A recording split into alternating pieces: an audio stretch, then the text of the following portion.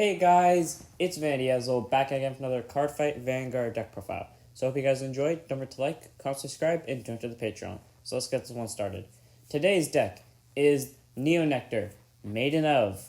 So Maiden of's the deck that no one kind of expected, and the deck I was least expecting to be decently good. A few minutes later, after seeing its reveals, realized that it was good, and also won a game that I shouldn't have won. Not because of, well, partially because of luck sacking, but also because pure skill is involved in the game, and luck is apparently a part of skill now. So, anyways, this deck is mainly consistent of cards with Maiden in the card name, not necessarily Maiden of, but mostly Maiden ofs and some just regular Maidens, just to fit the deck's theme. But the deck still works perfectly fine, though. So, on to starter-wise. First up, Spring Heralding Maiden Ozu. 6k base, 10k shield. Auto, when wrote upon, you get to draw a card, and then if your opponent's Vanguard is grade 1 or greater, you get a quick shield ticket. So pretty much, get a free draw, get a quick shield, that's a 5k shield if your opponent's Vanguard's at grade 1 or greater. So either way, a helpful ability because it can get you something that you can possibly top deck into, and then a card that you normally use for discarding, but hey, you can use as a 5k shield. And why this starter has Maiden in the card name. Like I said, it's probably Maiden, so it will probably go in. Next up, we've got 4 draw trigger of Maiden of Blossom Rain.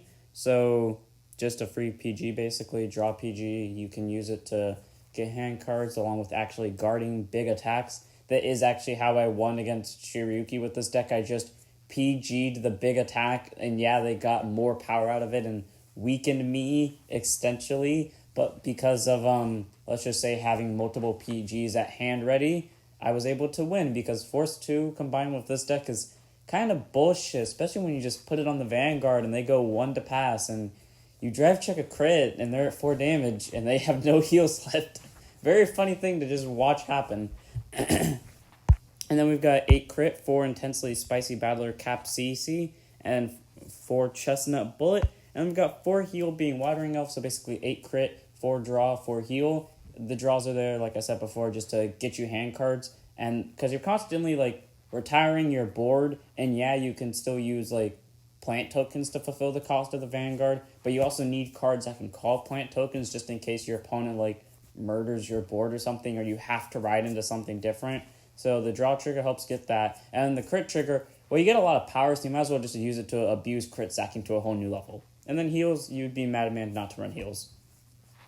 Next up, on to grade 1s, we've got 3 copies of Maiden of Blue Lace. 8k base, 10k shield. Auto rear once per turn, call to 1 plant token to rear, and this unit gets plus 5k power until end of turn, and plant tokens are grade 0, 5k power, 1 critical, and have boost units. So that's really helpful. You basically just get a free unit out of it. Yeah, you got a soul blast, but this deck doesn't use soul that much. So you get a free unit out of it, this gets plus 5, and you can just get more power out of it. So 3 copies.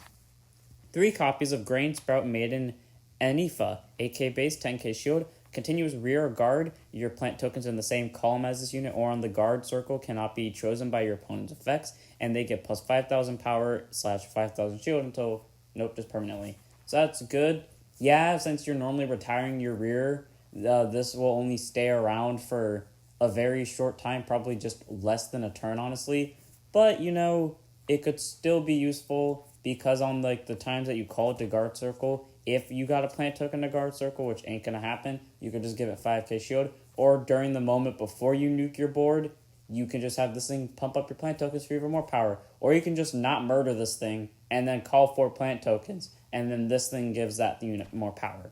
So either way, helpful card. 3 copies. 4 copies of Maiden of Sweetberry. 8k base, 10k shield. Auto van or rear when placed, call it to 1 plant token to rear, and if you have a Vanguard is grade 3 or greater, soul charge 1. So soul charging is mainly here for this thing because Blue Lace and one of the grade 3s involve soul blasting, but otherwise that's just here to give you a plant token, and then continuous rear guard during your turn. If you have a Vanguard that's grade 3 or greater, it gets plus 5k power. So if for some reason you can't like force out your hand either because most of its triggers or like you're going to murder your board anyways, and you have a perfect field minus that one of your units can't hit, you can at least use this thing to ram in for 13k base, and, you know, even if they block it, it's still 13k attack. So 4 copies. 4 copies of the new grade 1 Maiden of Flower Carpet, 8k base, 10k shield, auto van or rear. When placed, you may call a plant token to rear, Plant tokens are grade 0, 5k power, 1 crit and a half boost, and auto drop zone. At the end of your turn, retire 2 plant tokens and return this unit to hand. It isn't named once per turn. So pretty much, you get a free plant token regardless of where it's placed, and that's helpful because, you can pump out more board. And then you can kill 2 plant tokens, and you got like 4 plant tokens at the end of your turn on like a best case scenario, maybe 5 if you play it right. So, you get a free just to retire guaranteed, and then you get to bounce it to hand. So helpful to get more shield and just to spin out more plant tokens next turn. So 4 copies. 4 copies of Maiden of Nepenthes, 10k power, 5k shield, grade 2. Act Van or Rear. Once per turn, retire a plant token to draw a card, and until end of turn, this unit gets boost and gets plus 5k power.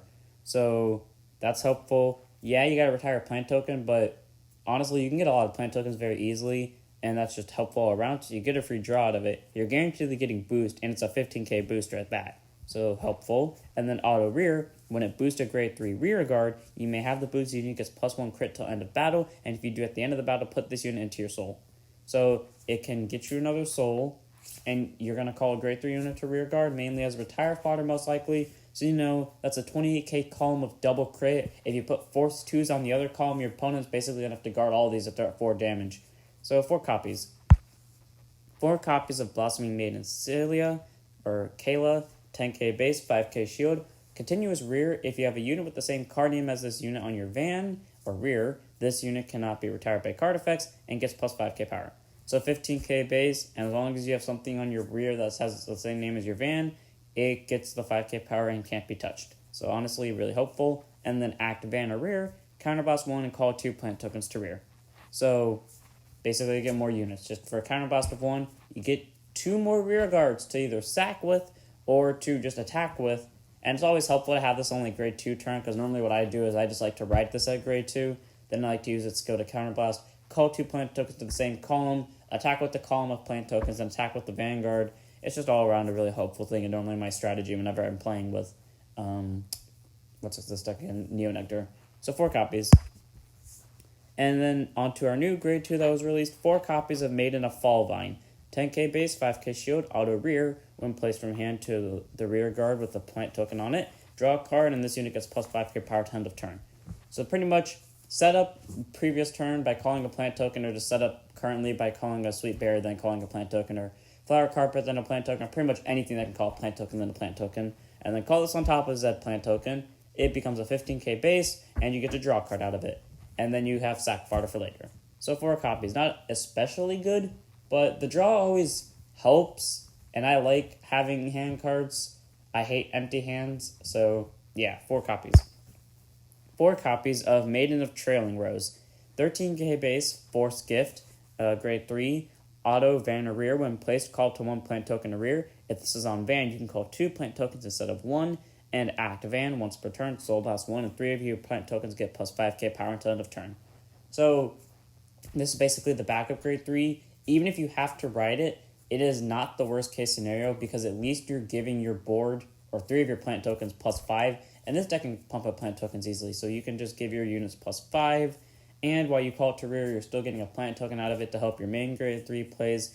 So all around helpful backup grade 3. So 4 copies. And on to our last card in our brand new grade 3, 4 copies of Maiden of Stand Peony. The main reason why I won. 13k base, Imaginary Gift Force. I don't know why I almost said Excel. Grade 3. Auto Van or Rear. When placed, call up to 1 plant token to rear. If it's on Van, call up to 2 plant tokens instead of 1. So both Trailing Rose and that have the same ability. But the difference is auto Van, when it attacks, counterblast 1 and retire 4 rear guards. Call 4 plant tokens to your rear. And if your opponent's Vanguard's grade 3 or greater, this and all of your token units get plus 10k power to end of turn. So that's really helpful. You can easily just call 4 units, retire them all, call 4 more, pump up your board so that each of your columns are guaranteed, except for this one most likely. So each of your rear guard columns are guaranteedly going to hit for 40. Oh no, it would be 30, sorry. They would be hitting for 30, while your opponent's got to drop down 20k guard for each of them. Unless they would have to be 20k. 20k guard for each of them. And this one most likely be at 23, maybe higher, to be at 31. If you have a plant token behind it, I'm pretty sure that would bump it up to 38. And your opponent just guards that with a PG most likely. Either way, really helpful. You can get 5 attacks in a turn with it. You can get a lot of power out of it. That is literally how I won. I just rode this, called 2 plant tokens, called down a bunch of triggers, swung with the rear guards to get rid of the interceptors because they couldn't hit the Vanguard anyways, swung with Vanguard, skill, nuked my board, called 4 things, Shiryuki'd my Vanguard all the way down to 3k for a 1 to pass, didn't bother guarding because they needed the other cannon cards to block it, and this had a force 2 on it, so it was like, fuck it, take it. Drive check, first check, crit, all effects to van. Second check, draw, just draw a card, power to rear guard, not like it matters. They take 3 damage, I win, easy.